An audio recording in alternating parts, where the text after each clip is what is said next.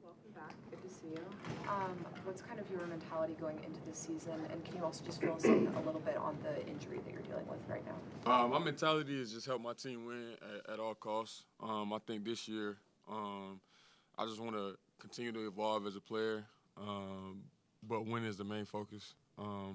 Continue to evolve as a leader and a teammate, especially we got a lot of new guys and young guys taking that next step. So obviously, like I said, I want to win, and I want to do whatever it takes to help my team win. That's always on the brain. So I think strained my calf like a month ago, so I've been dealing with that. So I'll be pretty limited this first week of training camp, and then see how it goes. So I'm still ramping up right now, but I'm in a good space. It's nothing major, mild strain. So it's continuing to get better. So, but obviously the calf is nothing to play with. So we're trying to take it slow.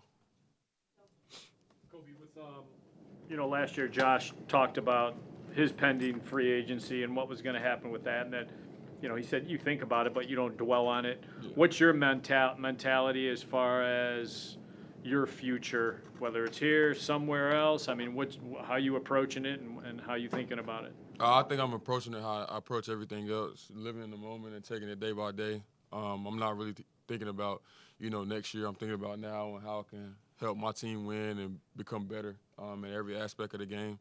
So for me, it's not really on my brain or anything like that.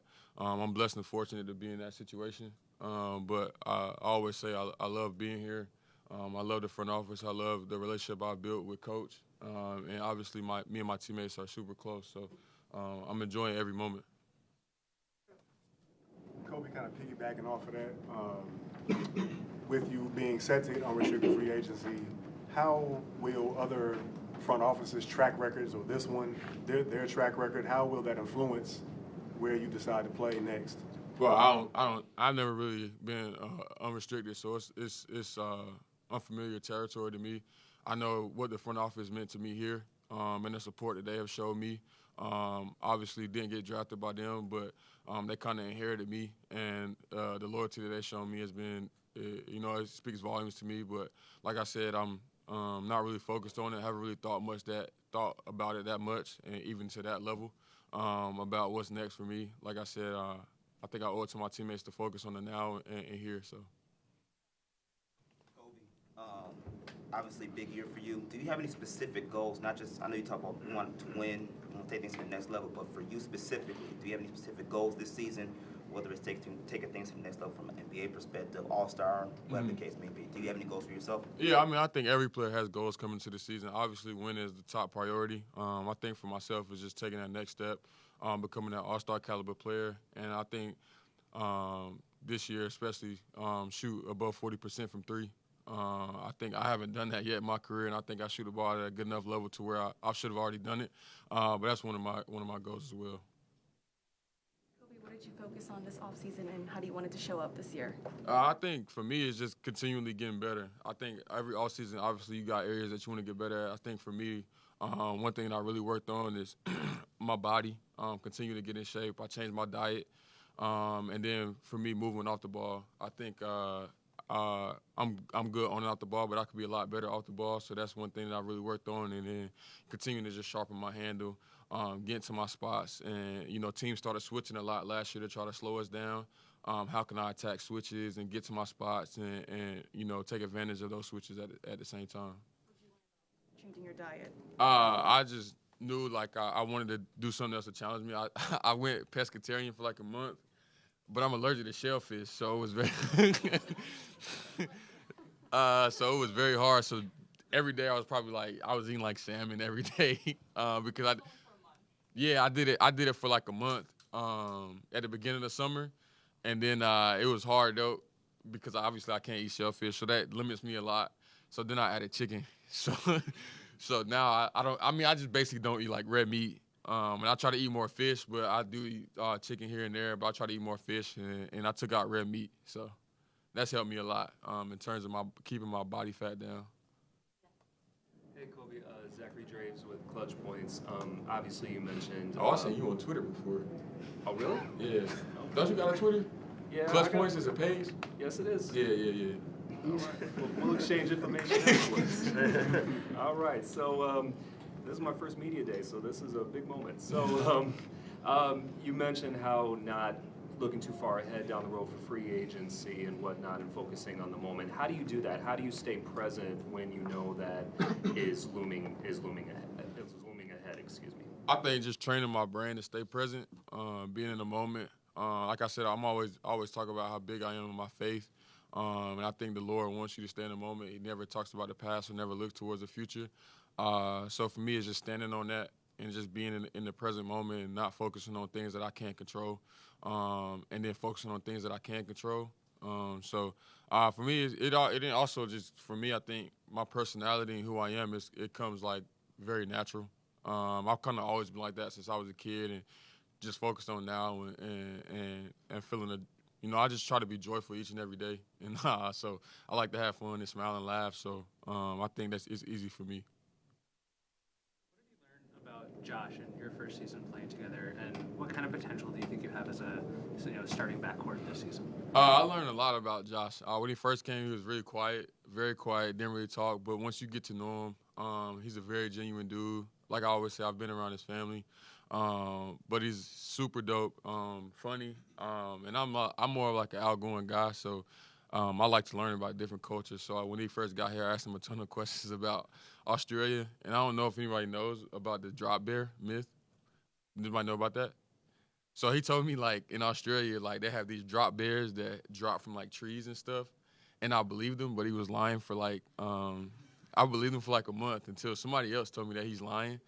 So that's kind of how I got to, like, I broke the shell, and he became, like, a really good friend of mine. But, I think that carries over to the court as well. We're not afraid to have tough conversations. We have meaningful conversations about what we're seeing on the court. And I feel like he's a super competitor. He's really competitive in that. Obviously, I am too. So we kind of correlate in that type of way. But yeah, it took me an adjustment to get used to playing with him, just because sometimes I don't think I'm open, but he passes it and I'm actually open.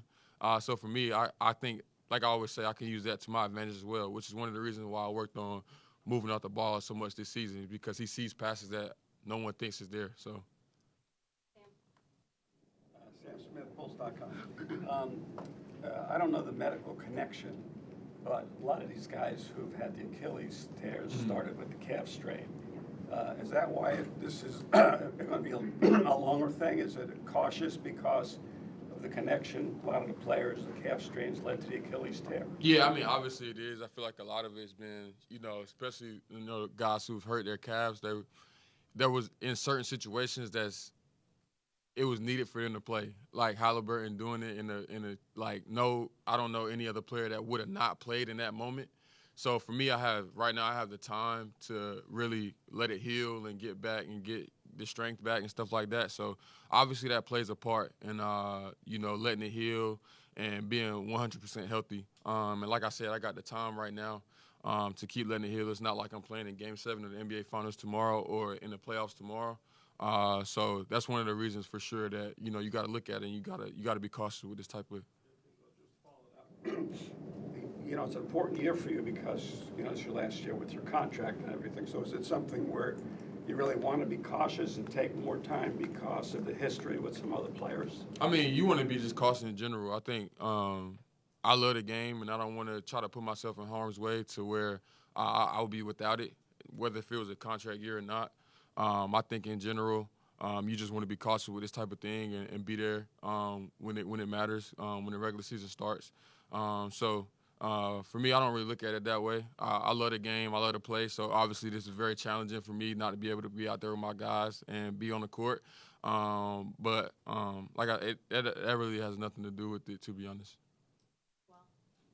With the athletic, Coby, our church was just in here talking about lacking the physicality in the play-in and wanting to cultivate toughness. What do you sort of remember about what that felt like in the play-in, and I guess what did that look like this summer, trying to forward that message and sort of materialize that toughness? Obviously, we felt like, to be honest, the last 2 years we played Miami to play when that they were the more physical team. And I think for us to take that next step as a team and as a unit, especially on the defensive end, is just becoming more physical and offensively screening, fighting through screens, just being more physical. And I think that's for us that help us take the next leap as a team. So obviously it's been messaged this summer, and it's on all of our minds to go out there and compete and be more physical. So I think that's something that we got to continue to build, especially taking this time during training camp.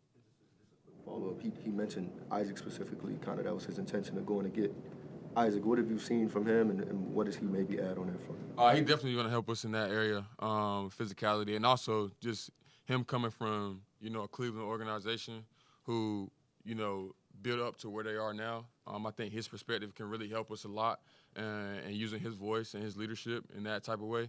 But obviously, from playing against him, he's very physical. He's a menace on defensively, and he plays the right way. Even from seeing him play pickup these last couple weeks, he's taking 2 or 3 charges in pickup. And obviously, last year we was on the bottom half of taking charges, so that's another aspect that he'll help us in. But I'm excited to play with him, share the court with him. Obviously, he's a really talented player, and he's highly valued, so I'm excited for it. We're going to get a few more. Joe? Kobe, you are the longest tenured Bull, I believe, which is kind of crazy. But with that being said, do you wish this offseason when you guys, you brought up Halliburton, Tatum, he's working out right now, but he's basically been ruled out for the year. Do you feel like the front office kind of missed an opportunity to be more aggressive and take advantage of an East that now seems a little dented, where you guys could have, whether it's adding someone or doing something that would have been a little more aggressive? No, I really, to be honest, I've never even thought about that. I love the guys that's in my locker room. I love the guys that I'm playing with. I believe in the guys that I play with. I have the utmost confidence in my team and the guys that I play with and that I share the floor with. I trust my guys, and we're going to go out there and compete, take it day by day, get better, and I'm focused on the guys that's in the room with me each and every day.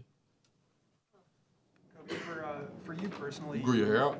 Yeah, a little bit. Yeah. For you personally, you reached such a high level down the stretch of last year, and obviously that was a big part of why the team had success. So for you, what are the challenges of kind of reaching that level consistently throughout the whole year, and what are the keys to being able to do that? I think what the stuff I've done this offseason is going to help me in terms of looking back and seeing why I was so productive during that time and getting better at those things. And for me, it's just, I think a lot of it had to do with just mindset. Kind of, with Zach, whenever Zach went to SAC, I was kind of thrusted into that role. And I think, this year I got a feel for it last year. And I think this year, obviously, defenses are probably going to be more aggressive with me. So I take it as a challenge. Continue to get better. I'm excited for it. I'm excited for new responsibilities I have going into the season. That was different from last year. But like I always say, I trust my team, my guys. It isn't really about me. It's about all of us. So I think that this group, we all have belief in each other to go out there and compete every night. Last one right here in front. Hi, Kobe. Hey, how you doing? I'm Mieko from Amazon Japan. Mm-hmm. Yeah. What do you think of Yuki? Please tell us unique story about the Yuki that you know. Yuki, obviously he's a social media sensation. I met him obviously during summer league, but over getting to know him these past couple weeks, he's one of the most genuine people I've ever been around. He's fun to be around, and he can really, really, really play the game of basketball, and he plays really well. And he plays the right way. He can pass the hell out of the ball. He competes. He picks up 94 feet in pickup. But he's obviously, the funny, the best thing for me is getting to know these guys off the court and build relationships with these guys, because that means a lot to me. And right away, me and him clicked, and he's, like I said, he's super fun to be around. He's funny. Obviously, he has an incredible story, but he's super hungry and he wants to learn, and he plays the game the right way. So when you get guys like that, you can't help but love them. Thanks, Kobe. Yeah.